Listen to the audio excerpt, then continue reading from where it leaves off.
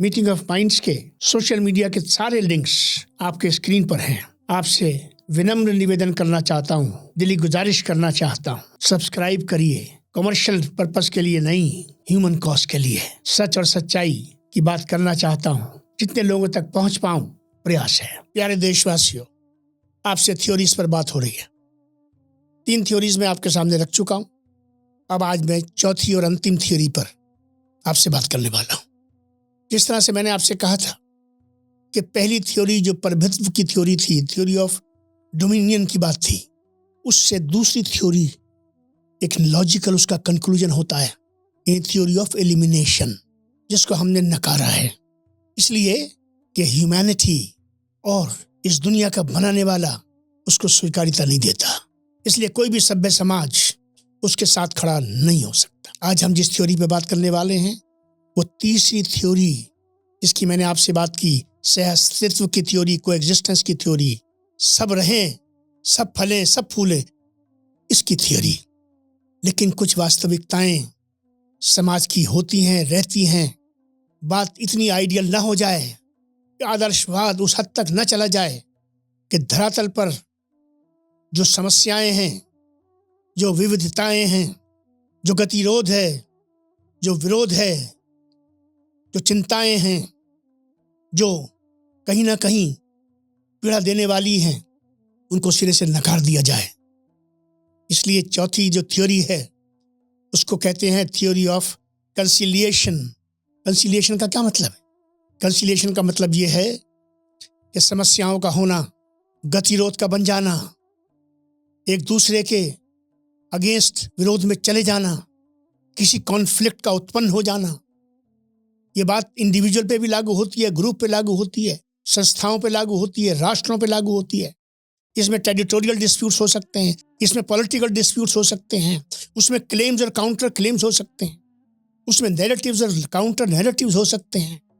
उसमें आपको कुछ सही लगता है, दूसरे को कुछ और सही लगता है, मगर हो सकता है कि आपका सही पूरा ना हो सकता है सामने वाले का सही भी पूरा सही ना हो, बात कहीं बीच में हो। ये थ्योरी ऑफ कंसिलिएशन ये मिडिल ग्राउंड की बात करती है, ये रास्ता निकालने की बात करती है, ये 2 कदम बढ़ने की, जिससे कि इंसान और इंसानियत, उसके जो आदर्श हैं, उसकी जो जगह है, उसकी जो ज़मीन है, वो बनी रहे और उस पर सबकी फसल उगती रहे, सबके पौधों में कलियां खिलती रहें, फूल बनती रहें। कांटे हों तो कांटों का माली इस तरह ध्यान रखे कि कांटे आपकी उंगली पे लगकर आपको लहूलुहान न करें, बल्कि आप अपने मन में, अपने विचार में, अपनी सोच में, अपने आचरण में, अपने व्यवहार में, अपनी तहजीब में, अपने काम करने की शैली में गुंजाइश रखें। बशीर बदर का एक शेर है, इंसान से भी कहा और इंसानियत से भी कहा। क्या कहा? कि दुश्मनी जम कर करो, दुश्मनी जम कर करो, लेकिन ये गुंजाइश रहे। क्या गुंजाइश रहे? कि दुश्मन जब दोस्त हो जाएं तो शर्मिंदा ना। हमें राष्ट्र के रूप में, संस्कृति के रूप में, संस्था के रूप में, एक व्यक्तित्व के रूप में, नेतृत्व के रूप में, तंत्र के रूप में उन फैसलों की तरफ नहीं जाना चाहिए जिसमें इन जो बातें मैंने आपके सामने रखी उनकी जानबूझकर या अनजाने में अनदेखी हो रही हो।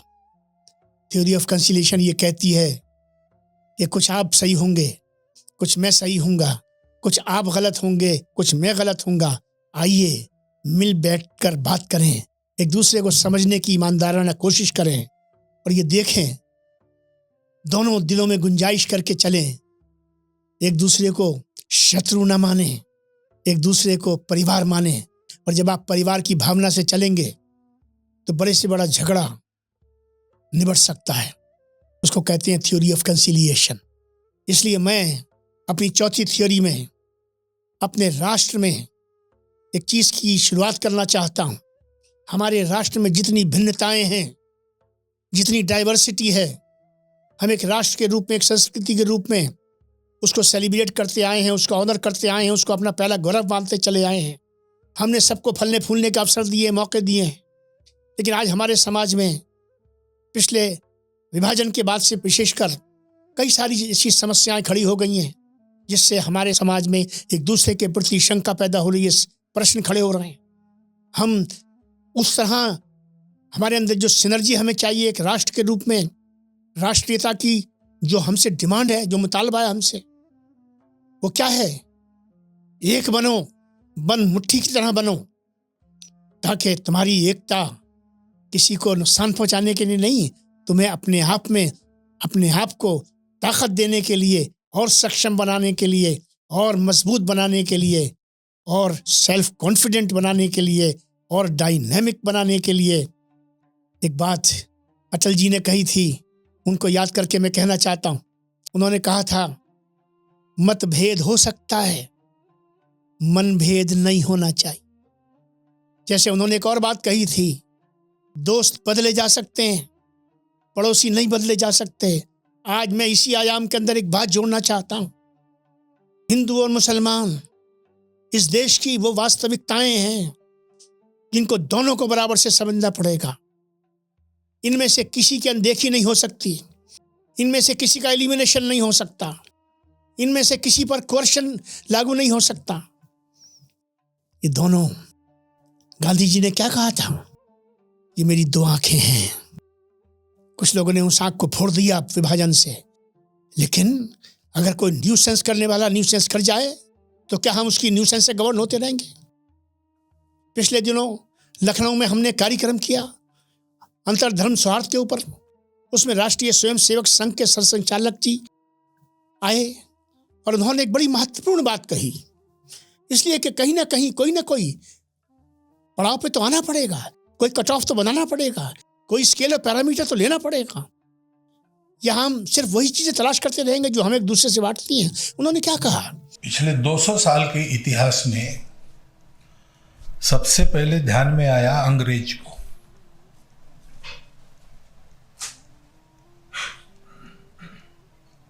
हम उस समय आपस में इतना नहीं लड़ रहे थे, लेकिन हमको ये भूल पड़ गई थी कि हम भारत के लोग, लेकिन वो था, इसलिए 1857 में हम सब लोग मिलकर लड़े। तो अंग्रेज ने ये सोचा कि ये ऊपर से अलग अलग दिखने वाले और छोटी मोटी खुराफातें आपस में करने वाले विदेशी के खिलाफ संगठित होके और लड़ते हैं, तो अपना राज यहाँ कायम करना है तो इनको तोड़ के रखना होगा। इस दृष्टि से उन्होंने योजना बनाकर काम किया है। उन्होंने कहा कि हिंदू और मुस्लिम्स के बीच में जो ये दूरियां हैं, दोनों तरफ से प्रश्न लगे हुए हैं, ये राष्ट्र हित में नहीं है। ये किसकी साजिश थी? ये अंग्रेज की साजिश थी। उन्होंने प्रश्न छोड़ा है पूरे राष्ट्र के सामने, जिसके साथ मैं सहमति जताता हूं कि क्या हम अंग्रेज की नीति पे चलेंगे या हम उस नीति पे चलेंगे जिसमें हम उसकी नीति को, उसकी राजनीति को, उसके षड्यंत्र को हम एक चैलेंज के रूप में स्वीकार करते हुए उसको एक अपॉर्चुनिटी मानकर, एक अवसर मानकर राष्ट्र के अंदर राष्ट्रीयता का, आपसी प्रेम और सद्भाव का वो रस भर देंगे जिससे कि हम और हमारी पहचान, हमारा गौरव है, हम सबके लिए हैं, सब हमारे अपने हैं, किसी को अपना शत्रु नहीं मानते, हम किसी को अपना विरोधी नहीं मानते। जो हमारा विरोध करता है, जो हमें अपना शत्रु समझता है, हम अपने आचरण से, अपने व्यवहार से और अपने सद्भाव से उसे जीत लेंगे, अपना बना लेंगे।